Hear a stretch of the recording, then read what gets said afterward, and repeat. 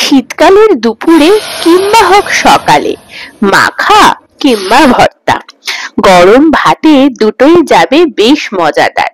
সেই জন্যই আজকে বানাবো শুকনো ডালের মাখা, যা সবার কিন্তু খুব প্রিয়। আর সেটাই আজকে বানিয়ে তোমাদেরকে দেখাবো। সেই জন্যই প্রথমে নেওয়া হয়েছে 1 বাটি ডাল, আর সেই পরিমাপেই 1 বাটি জল। এরপর প্রেসার কুকারে একটা সিটি দিয়ে নামিয়ে রেখে নেব। এরপরে মশলা বলতে নেব একটু তেলের মধ্যে বেশ কিছুটা পরিমাণে শুকনো লঙ্কা, সেটাকে প্রথমেই ভেজে তুলে রাখবো। বাড়িতে যদি বাচ্চা থাকে তাহলে লঙ্কাটা পরে ভেজো।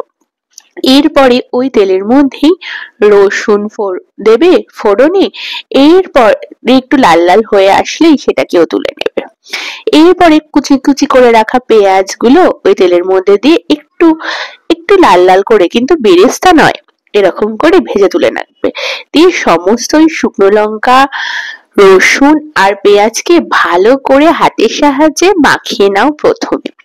এরপরে কিসের ভর্তা, ডাল হোক কিংবা অন্য কোনো ভর্তাতেও এই মশলাটা বেশ যাবে, কিংবা শুকনো ভাতের সাথে এই পেঁয়াজ রসুন লঙ্কার মাখাটাও বেশ ভালো যায়।